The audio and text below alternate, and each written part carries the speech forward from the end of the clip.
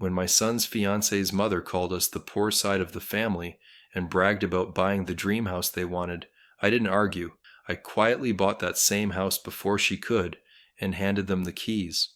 Before watching the video, please tell us in the comments from where you are watching this video. The Bennetts invited us to dinner at a glossy suburban restaurant. Janet ironed a blouse while I wore my reliable work jacket. Ethan looked nervous, tugging his sleeve like a kid during pictures. Claire texted that her parents were excited to finally talk details.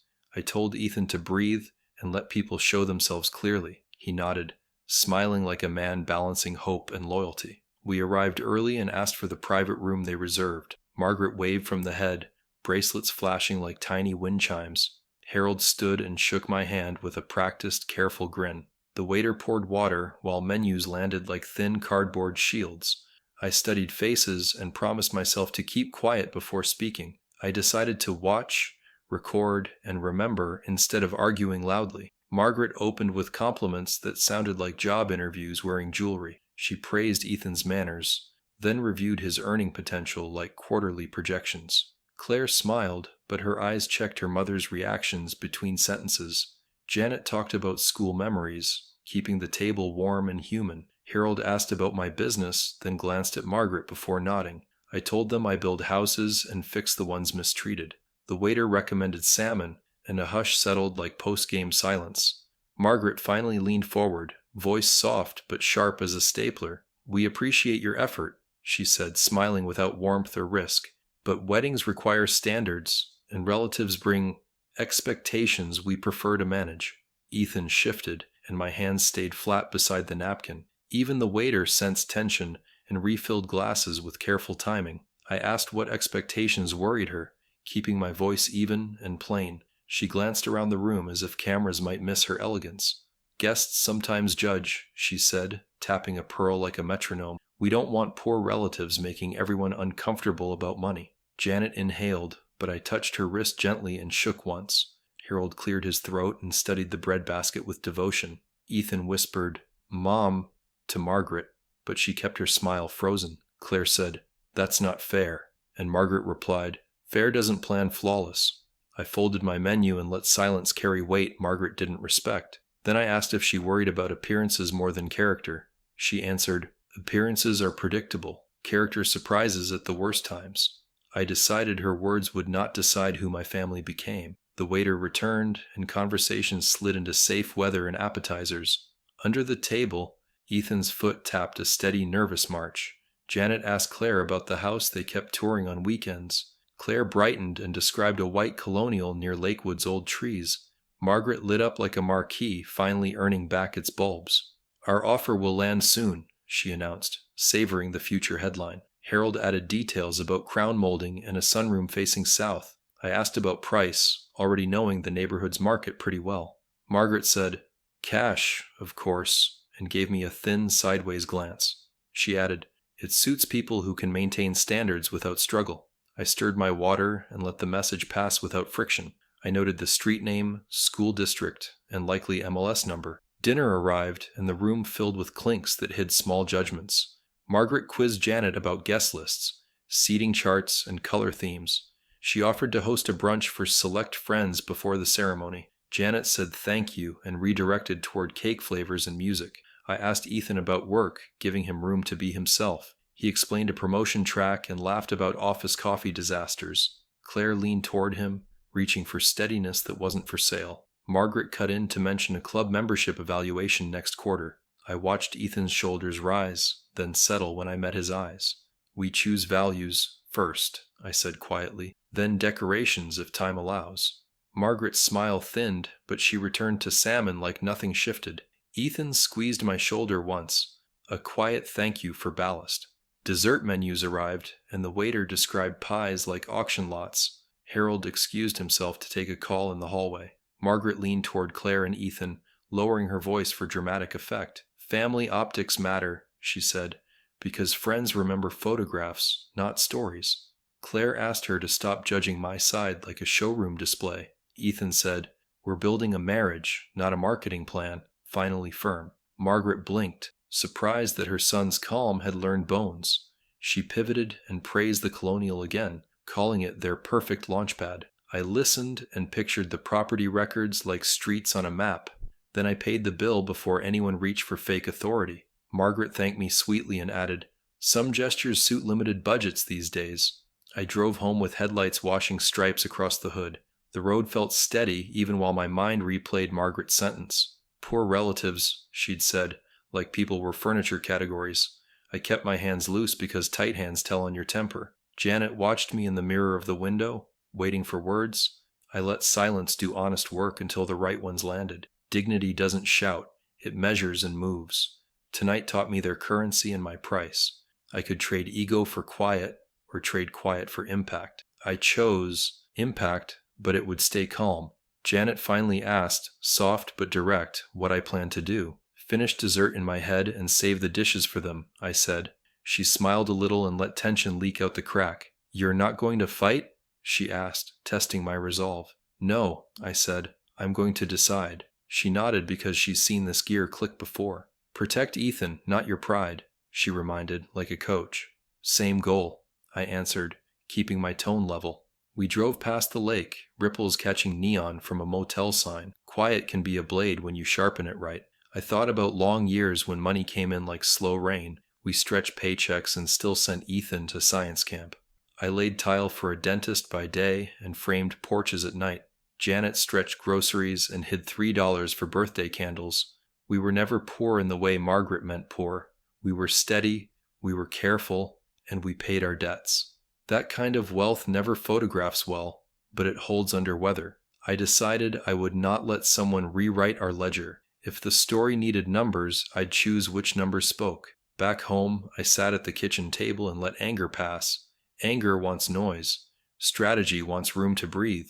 I wrote the night in my head, not on paper, and kept only facts. Margaret prized appearances, and appearances need stages. She believed money bought stages and kept the scripts safe. My family believed work earned rooms where people mattered. Somewhere between those beliefs sat Ethan and Claire, still forming. I would help them choose a room that taught the right lesson. Respect would not arrive as a speech, it would arrive as a structure. I pictured the white colonial near Lakewood's old trees. Claire loved the crown molding and the sunroom facing south. Margaret called it their launchpad, which told me more than she meant. Launchpads are about optics. Homes are about shelter and steady light. If a house became their scoreboard, I could change games entirely. I knew the neighborhood's comps, the builder's habits, and the inspector's tells. I knew which agents liked quick deals with clean buyers. And I knew one thing Margaret didn't. Humble doesn't mean broke. The house turned from rumor to mission while the ice maker clanked. Janet poured water and sat across from me like a partner at a map.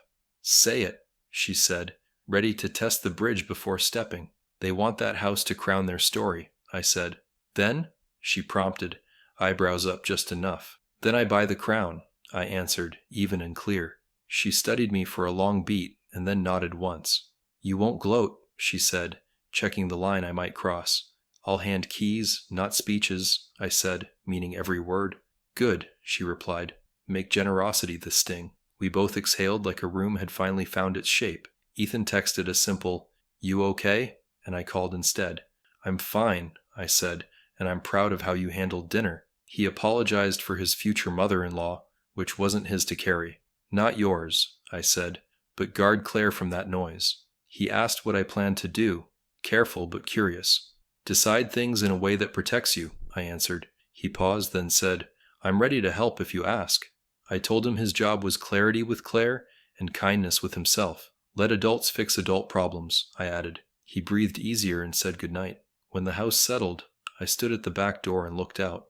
The yard hummed with night bugs and the honest creak of fences. I promised myself this would not become a contest for applause. It would be a correction delivered through structure and timing. Tomorrow I'd confirm the listing, call the right person, and move fast. I would bring cash reserves, clean terms, and quiet paperwork. And if the house became ours, the ending would teach values. Ethan and Claire would learn generosity beats vanity in any room. I turned off the light and let the plan sleep beside resolve. I woke early and drove by the colonial before sunrise, letting the street tell me its habits. The place sat on a corner lot beneath two oaks that framed the porch like careful hands. A moving truck idled 2 houses down, which told me turnover stayed healthy. The siding looked fresh, the roofline straight, and the chimney brick clean. I counted windows, then measured the porch with my eye the way carpenters do. A for sale sign leaned slightly, suggesting a recent install by a hurried agent. I checked gutters for sag and the driveway for heave or spider cracks. The sunroom's glass caught first light and threw it onto the yard like a promise. I could see why Claire loved it, even without staging or flowers.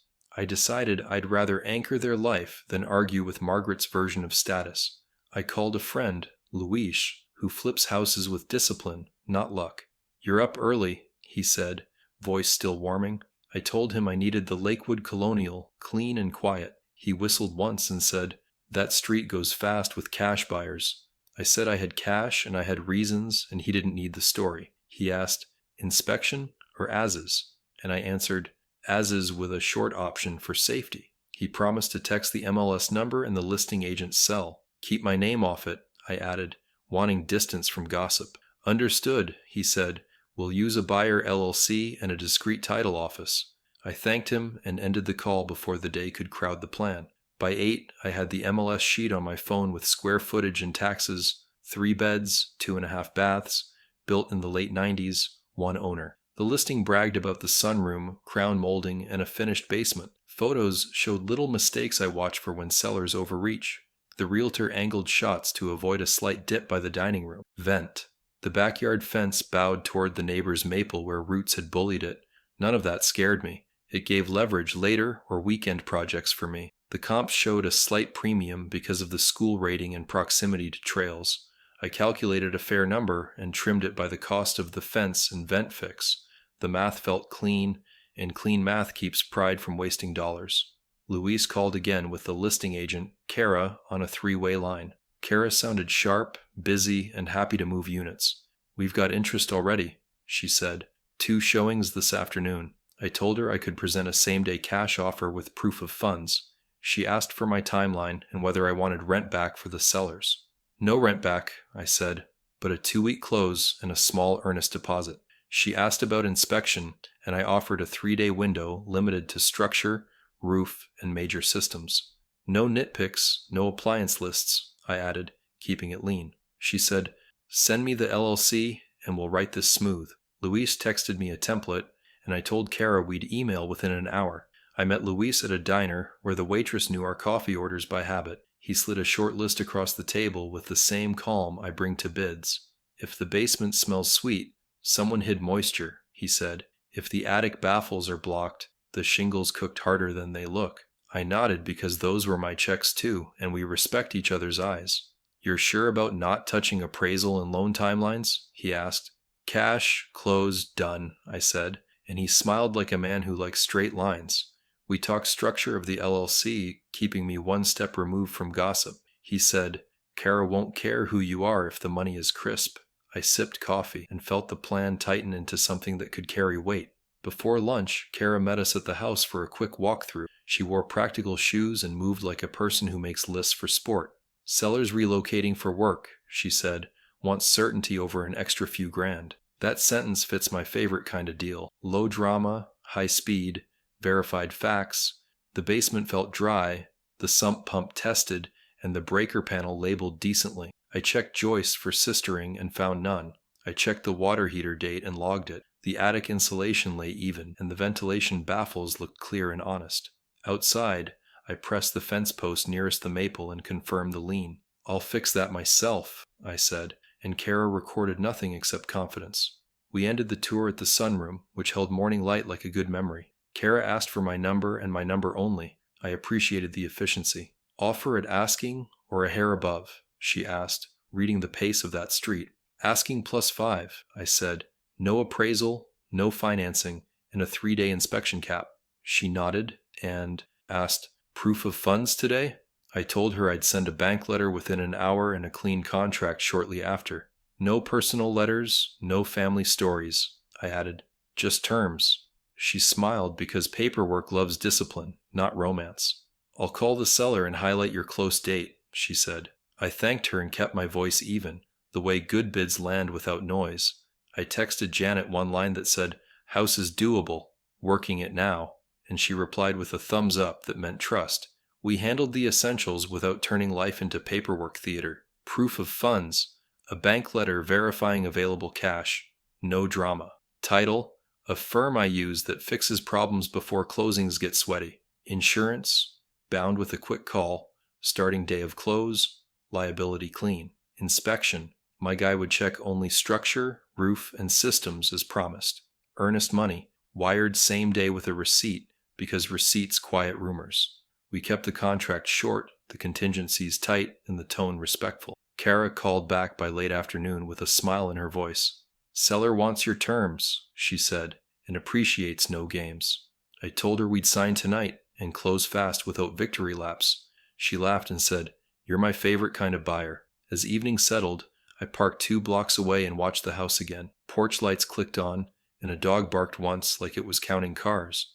I pictured Ethan and Claire eating takeout on the sunroom floor their first night. I pictured shelves I'd build for her books and a bench by the door for his boots. I pictured Margaret staring through the fence, rehearsing a line that would not land. I didn't want her hurt. I wanted her educated by outcomes, not speeches. Janet called and asked, "You good?" And I said, "Better than good." She asked, "When do we tell Ethan?" And I said, "After the ink dries." The house looked back at me like a steady handshake, and I returned it. I signed the offer that night under the buyer LLC, keeping my name outside the spotlight. Luis reviewed every clause like a foreman checking joists for hidden splits. "Clean," he said, tapping contingencies that were short enough to breathe. We capped inspection at 3 business days for structure, roof, and major systems only. Earnest money would wire by noon tomorrow, with proof of funds already attached. Close in 14 days. Title through my preferred office, and no appraisal requirement. Kara called while we finished coffee and confirmed the seller favored certainty over theater. "No love letters," she added, amused, and I said we dealt only in terms. She asked for the LLC articles and a signature page before midnight. I sent both within the hour, then walked the block once to calm the engines. By morning, escrow opened like a good door that does not squeak. The bank letter went out, the wire receipt followed, and our timetable locked neatly. I briefed the inspector in 1 sentence. No drama, only facts that matter. He walked the roof, tested the breaker panel, and checked the slab for stress. "Minor hairlines, nothing moving," he reported, balanced as always and happy with drainage. I asked about the attic, and he said the ventilation baffles were clear. The furnace date matched the listing, which meant time remained before replacement costs. "Sunroom is tight," he added, running a level along the sill to confirm. "Basement dry, pump responsive, and outlets protected where code expects." I thanked him, logged the notes, and kept the clock pointed at closing. We kept my identity quiet without turning it into a spy movie. The contract listed only the LLC, with Luis's email as the single point. My title officer knew to keep chatter off neighborhood ears and social feeds. "No celebratory posts," I told my crew, "and no driveway selfies or hints." Luis grinned and said, "You're allergic to bragging," which wasn't far from truth. "Bragging leaks value," I said, "and we're protecting people, not ego or pride." Janet asked if we should loop Ethan in before the signatures hardened. "After acceptance," I said, "so we control the first telling cleanly." She nodded because surprise without structure turns kindness into confusion. We agreed the reveal should feel like relief, not revenge dressed for applause. At lunch, Kara called with her voice moving faster than afternoon traffic. "Other buyers toured and hinted at an escalation clause," she said, sounding purposeful. I told her our numbers stayed firm, but our certainty beat dreamy hypotheticals. 2-week close, no financing, inspection clock already ticking, I reminded calmly. She asked if we could shift the close one day for the seller's transfer. "Agreed," I said, because flexibility beats stubbornness when the goal is value. She paused and then asked, "Why this house?" As if testing my temperature. I answered without romance, keeping it level. "It will shelter people I love, and I won't bargain their dignity." She exhaled, said she understood, and promised to present hard while avoiding noise. The inspector's formal report landed before sunset and read like a well-built wall. Roof good for 8 to 10 years, furnace midlife, and water heater older. Electrical neat, GFCIs present where needed, and sump pump responsive under load. Slab stable, no evidence of expansive soil, and hairlines for monitoring only. Fence posts leaning near the maple confirmed, but easily reset with proper concrete. I signed an addendum accepting conditions as is and waived any credit requests. Kara called within minutes with the sentence we had worked to hear. "Seller accepts your offer," she said, pleased by the clarity rather than price. She outlined next steps: HOA documents, utility reads, and final walkthrough scheduling. I thanked her, texted Janet a heart, and filed the report where calm lives. That night, I took one more slow drive past the house and watched porch lights glow. I pictured Ethan and Claire stepping through that door without chains of debt. I pictured Saturday pancakes in the sunroom and shoes piled by the entry bench. Janet asked, "How will you handle Margaret when the news finally hits?" "With silence and keys," I said, because speeches teach less than outcomes delivered. "Will you tell Ethan tomorrow?" she asked, practical as ever and steady. "I'll bring him to the title office," I said. "He signs as manager, then sees the deed with his own name."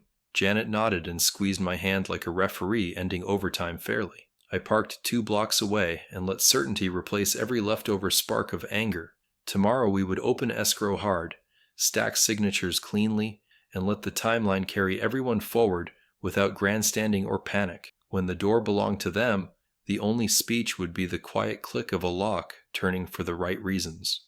I took Ethan to the title office the next morning, keeping nerves low. He looked confused until the receptionist greeted us by the buyer LLC's name. I let the moment breathe because clarity lands better without fanfare or noise. The closer slid documents forward and pointed at the manager's signature lines. Ethan stared, then whispered, asking why his name appeared on legal paper. "Your manager," I said steady, "and we're closing this fast and clean." He asked who the property was for, careful not to assume anything big. "For now, me," I answered, because structure matters before speeches or gifts. He nodded slowly, then signed with a hand that finally believed itself. We finished in under 20 minutes and walked out like 2 men choosing quiet. Kara called while we reached the parking lot, voice brisk and slightly amused. "The Bennetts scheduled another showing," she said, and arrived wearing victory smiles. I asked whether she'd told them the property was under contract already. "I did," she said, and Margaret asked who the lucky buyer was. I told Kara she could disclose only the LLC, not names behind it. She agreed and said Margaret tried flexing a cash escalation anyway. "Seller already accepted," Kara added, "and they love your 2-week close." Ethan listened, eyes wide, hands tucked like he was guarding a candle. "They're going to blame you," he said, worried about fallout and noise. "They can blame choices that insulted people," I replied, keeping the road straight. Margaret called Claire within an hour and launched into choreography without music. Claire put the call on speaker because sunlight helps when storms pretend charm. "The colonial's gone because some bottom feeder jumped the line with cash," Margaret said. I watched Ethan's jaw tighten, then steady as he met my eyes. Claire asked who the buyer was, and Margaret said a nobody hiding behind paperwork. "People who hide usually can't afford quality," she added, confident and cruel. Ethan took the phone and kept his voice low but anchored. "Mom, stop talking about people like price tags with shoes attached," he said. Margaret demanded to know if we understood what we'd cost her family's launch. I asked Ethan for the phone and decided silence wouldn't teach this time. "Margaret, the buyer didn't jump the line," I said, measured and clear. "The buyer brought terms you could have brought if certainty mattered more." She exhaled sharply, then asked if I knew the buyer personally already. "I do," I said, because truths work best without dramatic paint. Harold broke in, trying to shift everything toward polite negotiation and optics. "If your friend will release, we'll cover expenses plus a premium," he offered. "Not available," I said, keeping my tone calm and my words short. Margaret demanded the buyer's name like it was a courtroom order. "You're speaking to him," I answered, letting honesty land without triumph or glare. Silence stretched long enough to hear the refrigerator's soft cycling hum. Margaret laughed once, small and brittle, then said I was bluffing for attention. "Check county records in 2 days," I said, "or call Kara right now." Harold spoke more gently, asking whether this was retaliation for dinner remarks. "It's correction," I said, "delivered with paperwork instead of speeches or noise." Claire whispered that she didn't want a war, only a wedding with dignity. "You'll have one," I said, "because you're marrying my son, not an image." Margaret accused me of stealing happiness meant for her daughter's future story. Homes don't steal happiness, I replied. They shelter it or pressure it until it cracks. Kara texted Ethan mid-call and asked permission to clarify for everyone present. I said yes, because confusion feeds people who trade in fog. A moment later, Kara confirmed the executed contract and inspection already completed. She added the closing date and reminded them the seller declined rent back entirely. Margaret sputtered that she'd never seen such underhanded behavior in polite communities. Kara replied that strong offers with clean timelines were the most polite behavior. Harold asked whether a backup offer might work if we failed to close. Unnecessary, I said, because we finish what we start without grandstanding. Margaret muttered that poor relatives sometimes get lucky once, then hung up hard. Ethan stared at the phone the way good men look at a line finally drawn. We met Kara at the house an hour later to collect a couple signatures. The for sale sign tilted under the afternoon breeze like it wanted a nap. Kara smirked and said the Bennetts had driven by twice since breakfast. They stared at the porch like it owed them an introduction, she said. I checked the fence line and imagined a straightening day with post-hole mix. Ethan walked the sunroom and pictured plants, books, and a future dog crate. You really did this, he said, almost to himself, then finally louder. I did it because respect costs less than repairing damage later, I answered. He nodded. The kind that means a son understands weight and motive. Margaret's car rolled to the curb mid-paperwork like a predictable clock. She stepped out wearing a smile that tried to sell regret as charm. Harold followed, hands open, offering compromise shaped like pressure in a tie. We can make everyone whole if you release this house today, he said. We'll fund upgrades, furniture, and rehearsal dinner at the club, Margaret added. I looked at Ethan first because his voice needed practice standing tall. We're not bargaining homes like party favors, he said, firm and clear. I turned back to Margaret and used the sentence I'd prepared for days. Your daughter's life isn't a display window, and this house isn't your mirror. She asked what I planned to do with it, daring me toward boast. Close, repair the fence, and decide without hurry, I said, easy and plain. So this is punishment, she replied, trying to force a villain script. This is education, I said, taught with outcomes instead of louder toasts. Harold swallowed and finally offered a sentence that carried grown-up air. We were wrong at dinner, he admitted, eyes steady and voice quiet. Margaret bristled, but he continued, asking for dignity moving forward from here. Give it, and you'll see it returned, I answered, meaning every word sincerely. They left without slamming doors, which felt like small progress disguised as restraint. Kara handed Ethan a slim folder and gave me a short, respectful nod. You did exactly what you promised. No drama, only clean execution, she said. Ethan asked how soon keys would exchange, after funds cleared at closing. 2 Fridays from now by noon, she answered, unless you want earlier. I told her the timeline worked and thanked her for shielding information wisely. Ethan leaned against the porch rail and watched light crawl across the sunroom. I thought money shouted, he said, like a man revising an old lesson. Real money whispers, I said. It builds, fixes, and quietly changes rooms. We left the sign to be collected and walked to the truck without speeches. Margaret's first volley arrived before lunch, dressed like concern but built for pressure. She called Ethan and left a message about calm adults finding elegant solutions. He forwarded it to me without commentary because commentary wasn't needed anymore. Claire came by after work and placed her phone on the table. She texted the group thread, she said, eyes tired but spine steady and firm. The message said the buyer exploited technicalities that hurt the community's standard. I read it twice and decided silence would teach better than any speech. Ethan asked if we should respond or let heat burn itself out. Facts cool faster than feelings, I said, keeping my tone even and calm. Claire nodded and wrote a single reply that fit our new rules. We're proceeding with decisions made by us, she typed and sent it. By afternoon, Margaret tried a different route that smelled like reputation repair. She called a family friend at their country club and pitched a rumor. He called me instead because carpenters built his patio without breaking promises. Do you want me to quash this now? He asked, practical and ready. Only if she names people, I said, keeping our oxygen clean of drama. He said she hinted about cash from unknown sources and opportunistic tactics. I told him the buyer was me, the funding was clean, and the terms fair. He chuckled and promised to end that storyline before dinner rolled around. "Appreciate the clarity," he said, "and the porch that never sags." I thanked him and returned to measuring fence lines and quiet outcomes. Work steadies the mind when noise hunts for scaffolding and eager ears. Harold stopped by that evening without Margaret, which felt like an adult choice. He stood on the porch and asked to speak somewhere without spectators present. Janet poured iced tea, and we sat where the late light ran soft. He apologized first. Not dramatic, not strategic, just careful and plain. "We went wrong at dinner," he said, meeting my eyes without dodging corners. "We let money pretend it could parent better than character ever could."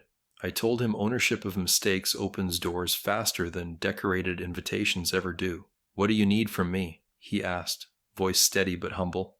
"Consistency," I said, "and one public sentence when people start spinning stories." He nodded, understanding that private contrition sometimes needs a daylight companion. The next morning, Margaret tried to recruit Claire with guilt and glittery bait. She offered rehearsal dinner upgrades, furniture credits, and a boutique honeymoon package. Claire took the call in our kitchen so sunlight could keep it honest. "Mom, we aren't trading dignity for favors," she said, voice calm and firm. Margaret said the house was symbolic and meant to launch our new chapter. Claire answered with a line she and Ethan had practiced many times.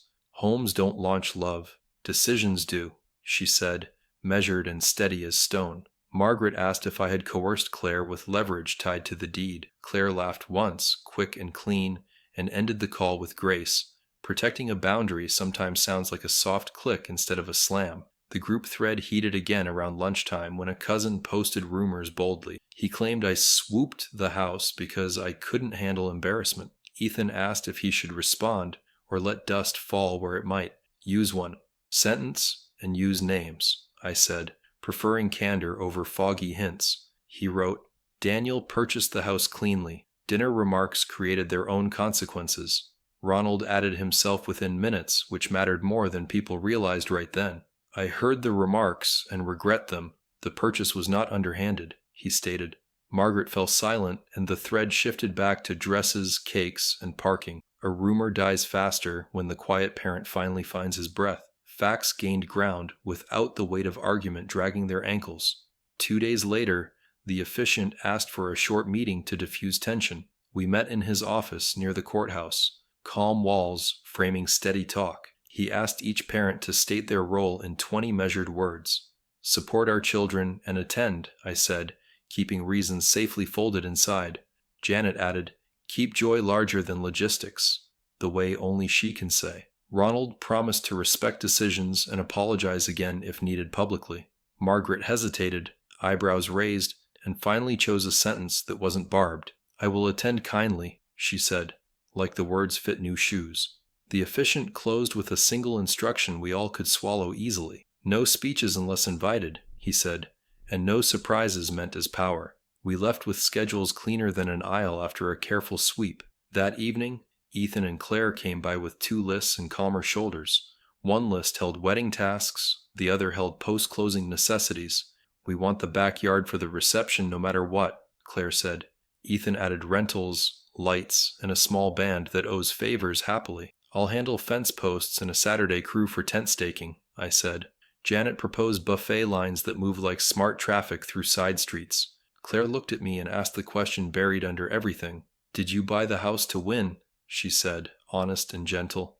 "I bought it to teach without shouting," I answered, steady and true. She nodded and smiled, like relief finally had a chair to sit on. The weekend opened with clear skies and a church that smelled like lemon polish.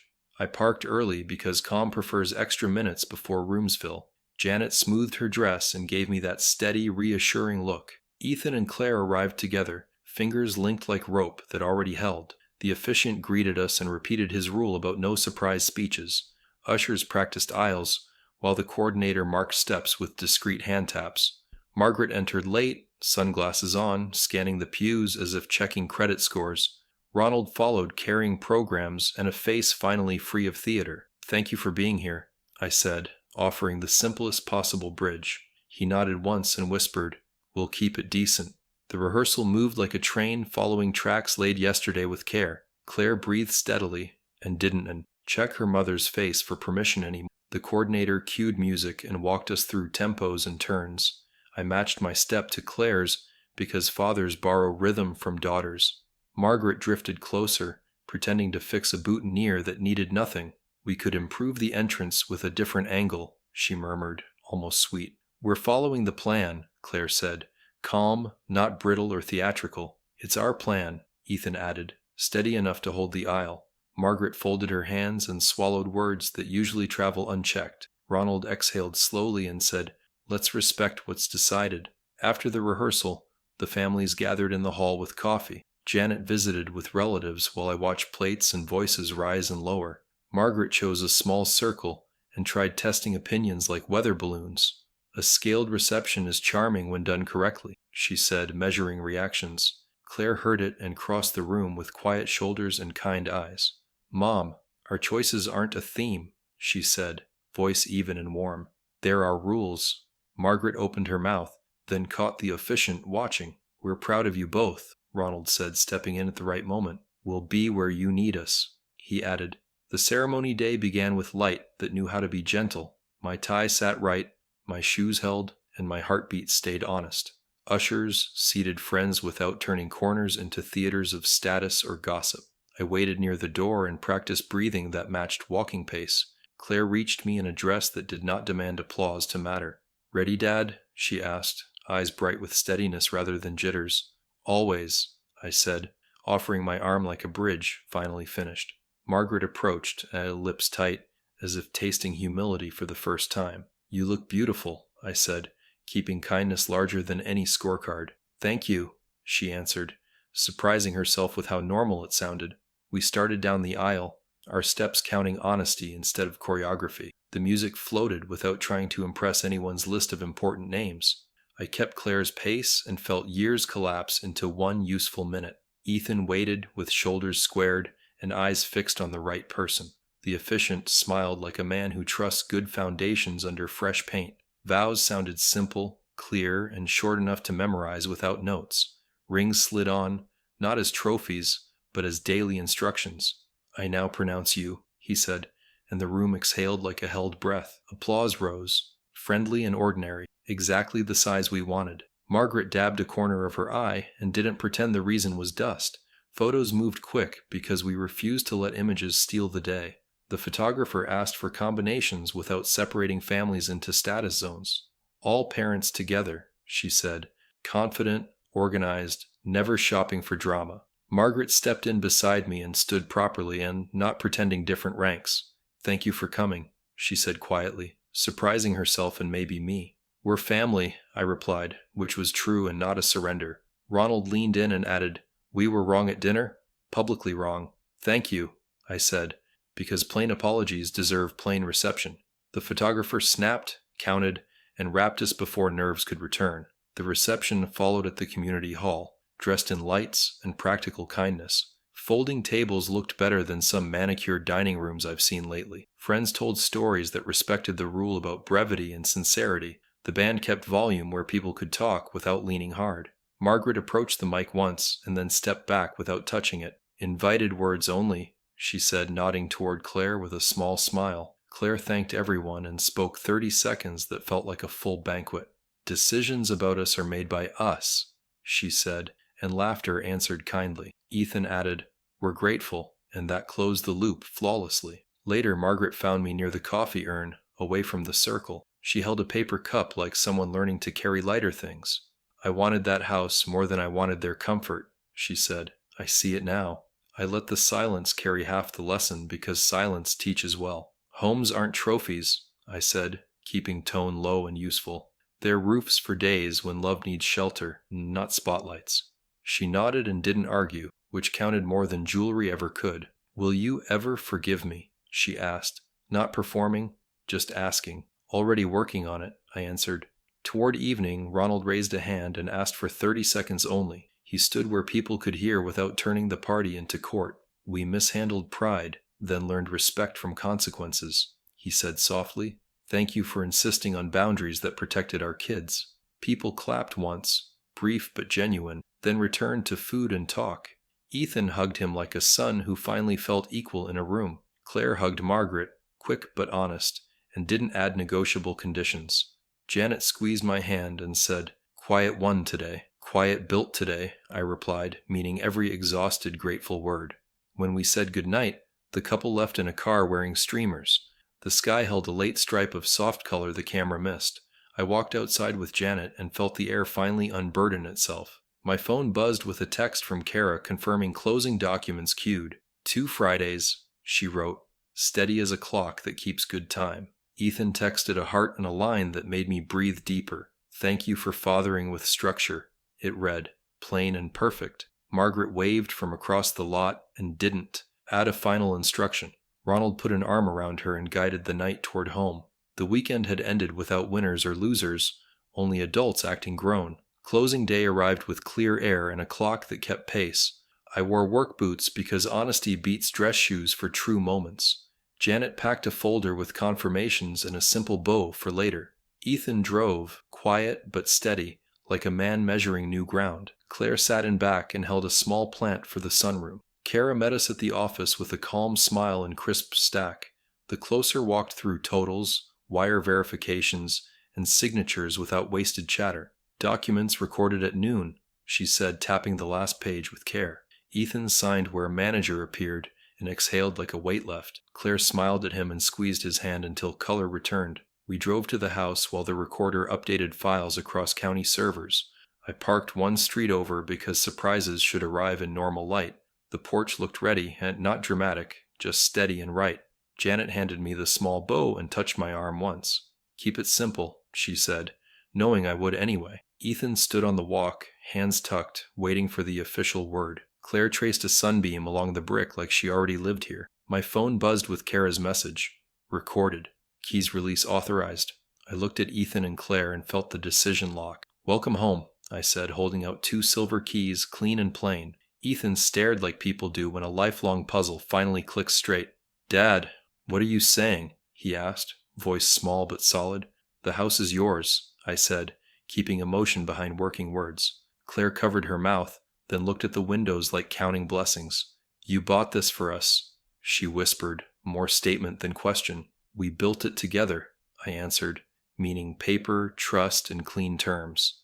Ethan searched my face for ego and found none waiting there. "Why gift it?" he asked, honest and careful with the question. "Because dignity repairs faster with shelter," I said, steady as lumber. Claire wiped a tear and laughed once like a window opening. Margaret's car turned the corner as if pride carried a calendar invite. Ronald parked behind her, and both walked up wearing cautious faces.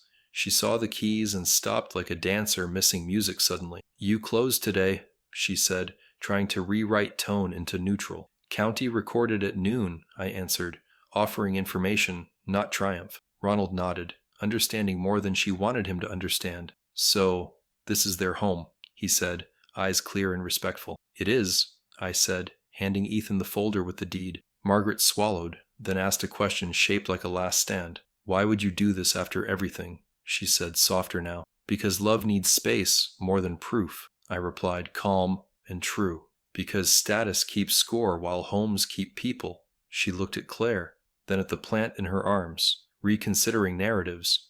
"I spoke ugly words at dinner," she said almost to herself. "I used money like a weapon and called it a standard." Ronald put a hand on her shoulder and kept his voice measured. "Thank him," he said, not demanding, just guiding gently. She took a breath that sounded new and not borrowed from a script. "Thank you for giving them shelter, not a showcase," she said. I nodded once and let the apology sit without extra polish. We walked the house with purpose instead of pageantry or slow tours. The sunroom held afternoon light, like someone saved it for this hour. Claire placed the plant on the sill and laughed again without performance. Ethan checked the breaker panel and learned the labels by row. "We'll replace the water heater this fall," he said, moving to plans. I pointed to the fence line and promised concrete around the tired posts. Janet claimed a corner for coats and a bench that won't wobble. Ronald offered to help carry boxes on Saturday if schedules aligned. Margaret touched the crown molding and finally smiled like a person, not a judge. Neighbors appeared one by one because streets notice new keys quickly. A woman from across waved and introduced herself as Carol from the book club. A teenage boy asked if they needed help moving a couch tomorrow. A retired man mentioned trash pickup days and a good local plumber. I watched Ethan take names like someone building a map carefully. Claire invited people to lemonade when the kitchen finally found cups. Margaret listened and said nothing unkind, which counted as visible progress. Ronald thanked the neighbors for welcoming family that plans to stay put. Janet shot me a look that meant, "This is how homes start." I breathed easier and let the room fill with regular voices. Back on the porch, I handed Ethan a short note folded twice. "Read later," I said, "and keep it with the deed." He slid it into his pocket and nodded like a man accepting orders kindly. Claire asked if there were strings, because grown-ups ask when gifts arrive. "Only 3, I said, ticking them off with simple fingers. "Decisions about you are made by you. Kindness first, honesty always." She smiled and said those terms fit better than any loan document. Ethan hugged me with a strength I hadn't felt since Little League. "We'll keep this place decent, Dad," he said, voice steady. "Keep each other decent," I answered. "The house will follow." Margaret stepped closer, words chosen like tools finally tested. "I can help with flowers and nothing else unless asked," she said. The restraint sounded like growth more than surrender in neat packaging. "Jars on the table work great," Claire replied, keeping the boundary soft. Ronald offered a truck and a Saturday morning back that understands boxes. "We'll be here at 9 with coffee," he promised, easy and real. Janet thanked them both and added a time for our first meal. "Pizza on the floor tonight," she said, smiling without ceremony. Ethan laughed and said that sounded perfect after months of noise. We all agreed pizza beats speeches when rooms are still finding names. Evening came slow, and the windows kept their hold on warm light. I stood on the sidewalk and watched silhouettes move with simple purpose. Laughter floated through a cracked window and lost every sharp edge on the breeze. The neighborhood settled into its ordinary rhythm, the best music I know. Kara texted final confirmations and wished them many boring, happy years. I put my phone away and let quiet own the street completely. Respect had turned into walls and doors instead of arguments and posts. That was the point, and the point finally stood on its own. I headed home with Janet, tired and thankful for a day done right. We ate pizza on the floor, using moving boxes as a table. Grease-stained napkins, and laughter floated against bare walls without echo. Ethan asked how I afforded cash without flashing it around town. I wiped my hands and decided to answer with simple, practical sentences. "I stacked small wins and refused shiny mistakes," I said calmly. Claire leaned in, curious in a way that honored hard answers. Janet watched me with that look that asks for plain truth. I told them success had nothing to do with luck or posture. It had to do with boring habits that never post to social media. Boring buys freedom, and freedom buys good decisions on hard days. That's the math I wish more people believed early and fully. "I started swinging a hammer for a man who counted nails," I said. "He taught me bids should read like grocery lists, not poems." Ethan smiled because he knows I hate fancy for fancy's sake. "Every Friday, I paid bills first, then saved 10%, I added. Claire asked if I ever chased trucks or watches or club fees. "I chased reliability," I said, "because reliability keeps roofs from leaking." I described fixing storm damage for seniors who paid with pies and envelopes. I explained word of mouth grows when you leave a job site cleaner. Clean sites lead to referrals, and referrals become a calendar that feeds families.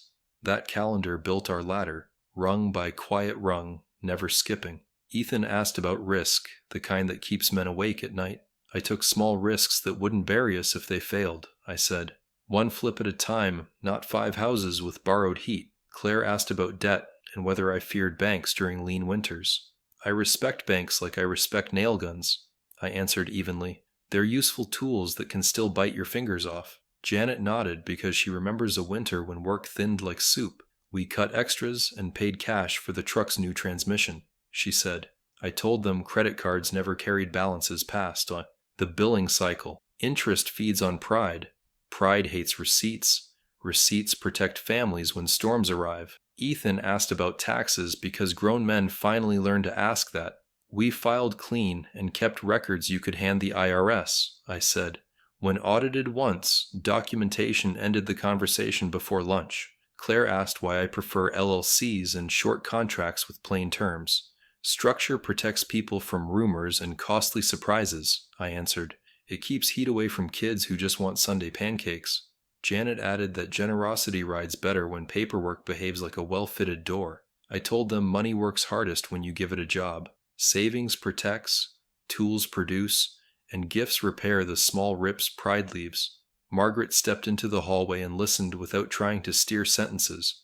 Ronald stood beside her and kept his hands politely in pockets. Harold arrived with coffee and asked if he could sit a minute. "I want to understand your road," he said, voice careful and open.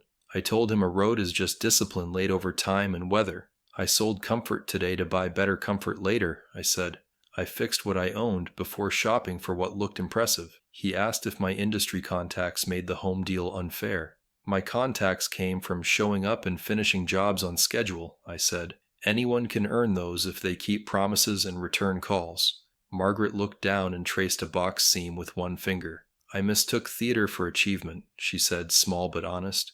Nobody rushed to rescue her, and the quiet felt kind, not cruel. Ethan said he once felt behind when friends flashed upgrades. "Behind what?" I asked, letting the question breathe before adding weight. "Behind a story that never pays the electric bill," I continued. Claire laughed because the line punctured something heavy without shaming anyone. I told them success isn't a number, it's reliability under stress and time. "If your heater dies, success means sleeping warm that night," I said. "If you lose a job, success means rent still clears Monday morning." Janet added that success also means apologizing before pride turns into months. Ronald nodded and said he finally understood the softness of good choices. Margaret whispered that she wanted those muscles, not the mirrors she polished. Ethan asked how to start building muscles he couldn't post online. "Automate savings, track spending, and name every dollar," I said. "Keep 3 months of expenses, then aim for 6 without panic." Claire asked about giving when budgets feel tight or seasons go thin. "Give anyway," I said, "because generosity keeps fear from running your house." Janet added that generosity can be time, rides, or Saturday yard work. "Help neighbors, and they'll help string lights when babies come," she said. Harold asked if pride and money ever play nicely together long term. "Only when pride folds its arms and listens to receipts," I answered. Margaret breathed out and touched Claire's shoulder with a light, careful hand. "We'll learn," she said, meaning it in a way that finally held. We ended the night with coffee that cooled slower than conversation. I told Ethan the house was a tool, not a metal to polish. "Use it to host people, rest well, and plan clear," I said. "Don't let it boss you into parties you can't afford." He promised to post fewer images and grow more sturdy habits instead. Claire said they'd invite neighbors for chili before buying new chairs. Janet smiled because ordinary plans beat delicate timelines in fancy envelopes. Ronald offered to teach grill tricks when summer finally rounds the corner. Margaret asked for a job that wouldn't cross any fences or lines. "Flowers in jars," Claire said, smiling, "and a rule to ask first." We cleaned up paper plates and let the room learn our quieter steps. A year passed like steady rain that nourishes instead of floods. The house aged into itself, creaks finding rhythm, rooms learning laughter. The maple in the backyard stretched wider, shading their new picnic table. Ethan built shelves for Claire's books and wired motion lights himself. I visited monthly, not as the fixer, but as a guest who'd earned quiet. They paid taxes early, trimmed shrubs, and hosted dinners where talk stayed light but honest. Margaret and Ronald showed up often, carrying small desserts instead of big opinions. Janet said the family finally learned a rhythm without conductor or spotlight. She was right. The music was quieter now, but everyone stayed in time. Margaret still dressed sharp, but her words carried humility like a new accent. She talked about volunteering at a food pantry and learning real stories.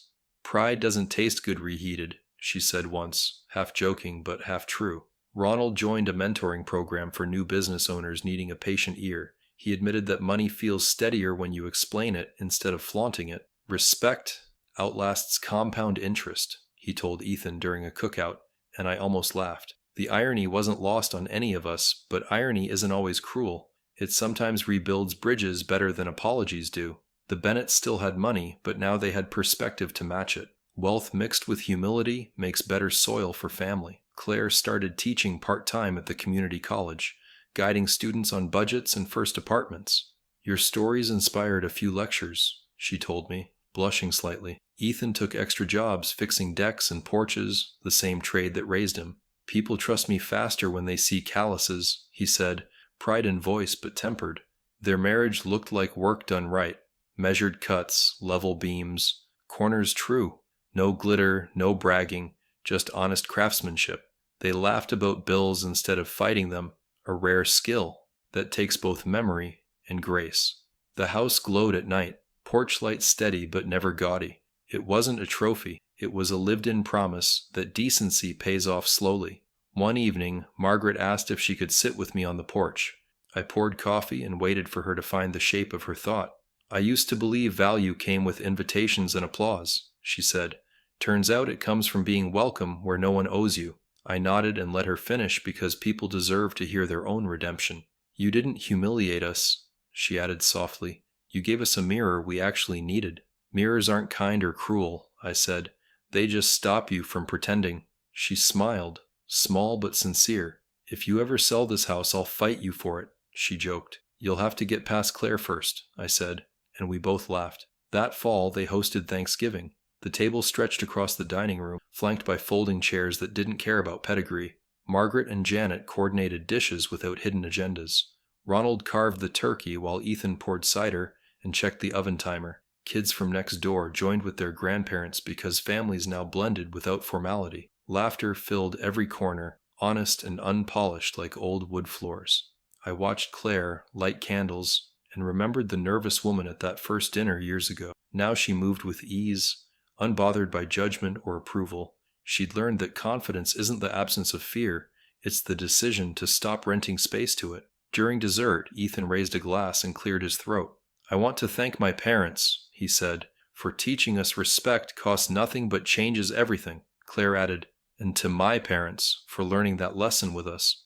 The room chuckled gently instead of wincing. Humor works best once wounds are scars. Margaret lifted her cup and said, "To everyone still learning." Janet whispered to me, "That's all of us," and clinked her glass against mine. The sound was soft, almost invisible under conversation, but meaningful as any sermon. Outside, lights glowed along the fence I'd helped set straight that first spring. It stood firm now, like people who'd found balance between pride and apology. Later, when everyone left and the house exhaled its laughter, Ethan joined me on the porch. "Dad, you know this story's going to live long," he said, half smiling. "Maybe," I answered, "but make sure it lives quietly." He looked out at the yard, where footprints still marked damp grass.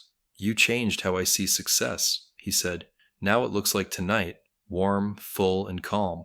I told him that's the only version that holds under weather. "Remember," I said, "money's loud when it's insecure. Real success whispers." He nodded, then hugged me. Longer this time, more certain. Claire called from inside, asking if we'd join for leftovers. "Coming," he said, and the word carried no tension anymore. When Janet and I drove home, the streetlight stretched across the windshield like quiet applause. "You got what you wanted," she said, smiling at the road. "Not revenge, respect." I thought about it and nodded.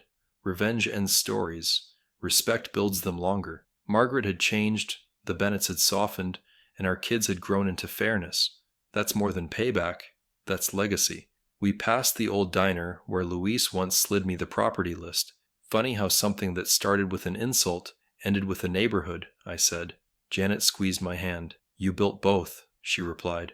At home, I turned off the porch light and stood in the doorway a moment. The quiet wrapped around like an earned peace, not a reward.